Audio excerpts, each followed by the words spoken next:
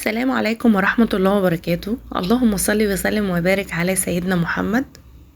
النهاردة ان شاء الله هنعمل مع بعض صوابع زينب، ان شاء الله هتعجبكم. هنعملها بطريقة سهلة جدا وهتنجح معاكي من اول مرة ان شاء الله، ومش هتفك منك ولا اي حاجة. بس امشوا بالخطوات بالظبط وان شاء الله هتنجح معاكم من اول مرة. طريقة سهلة بإذن الله وهتعجبكم جدا جدا جدا. طريقة سهلة برضو جدا وان شاء الله هتنجح معاكم من اول مرة. زي ما قلت لكم نقول بسم الله الرحمن الرحيم. اول حاجة معانا الدقيق بتاعنا كنا نخلاه كويس. حطيت 3 كوبايات دقيق، وهحط كوباية سميد. يعني هنحط بمقدار 3 كوبايات دقيق ابيض وكوباية سميد. ايه هو السميد؟ اللي هو بتاع البسبوسة.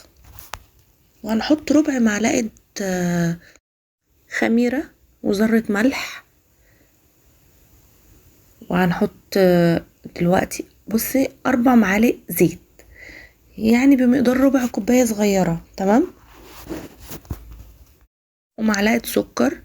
يبقى احنا حطينا معلقة سكر وذرة ملح ونص ربع معلقة خميرة، وهنقول ربع كوباية زيت. وهنبتدي نبس الدقيق بتاعنا في الزيت. المهم يبقى زي حبات الرمل كده، زي ما بنعمل في الكحك بالظبط. هنعمل الحركة دي مش اقل من 5 دقايق. بص لحد ما امسك الحباية الدقيق في ايدي كده، وبيبقى عامل زي حبات الرمل كده. ابتدي بقى انزل بالمية بتاعتي واحدة واحدة. طبعا انا هنزل بالمية على حسب ما العجينة بتاعتي تاخد.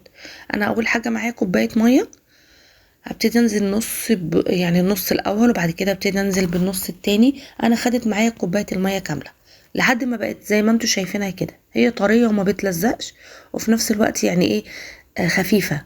يعني بصوا زي ما انتوا شايفين كده. هسيبها حوالي ساعه.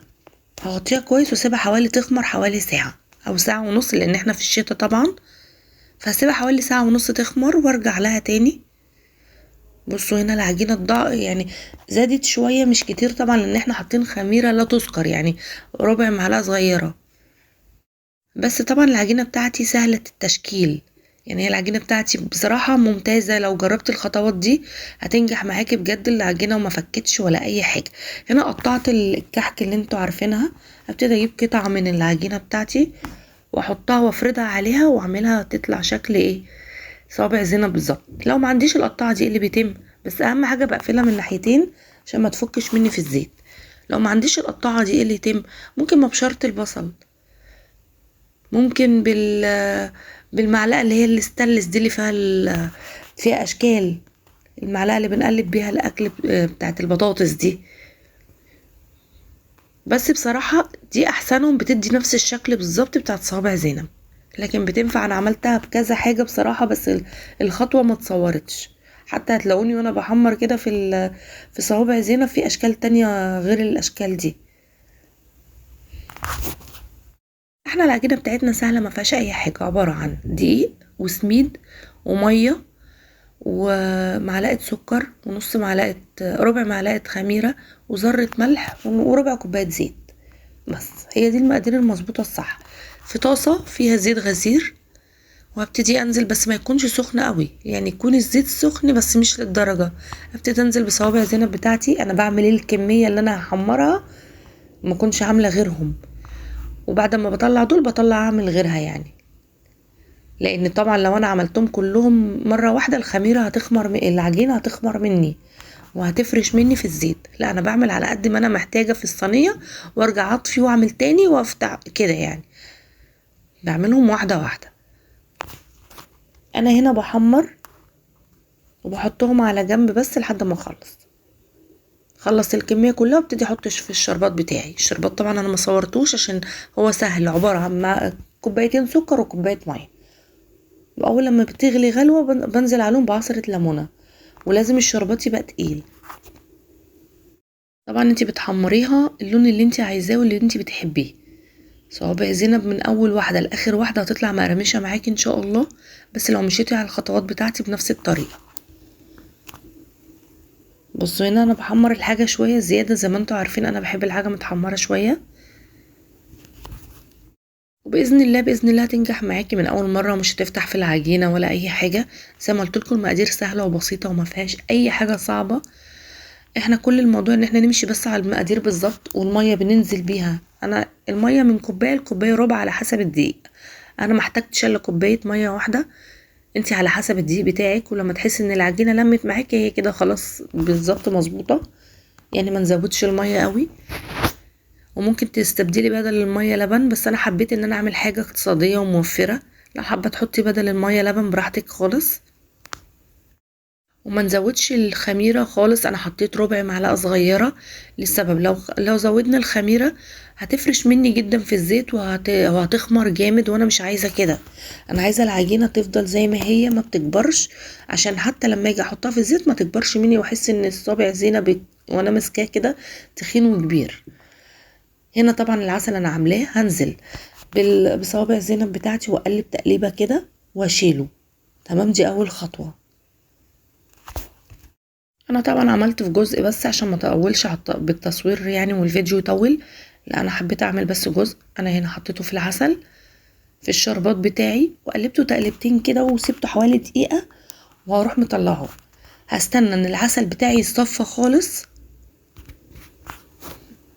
او كده العسل بتاعي اتصفى خالص، انا سبته حوالي برضو 5 دقايق بره اتصفى كده في المصفى، وهبتدي انزل فيه بالعسل تاني. ما تقلقوش هيفضل مقرمش وهيقرمش اكتر كمان. انا نزلت بيه ليه تاني؟ هو خلاص اتشرب، بس حبيت اعمل الكفر اللي في الوش كده يكون فيه عسل يعني ويكون طعمه حلو. بص يا دوبك انا حطيته برضو قلبته تقلبتين وخرجته.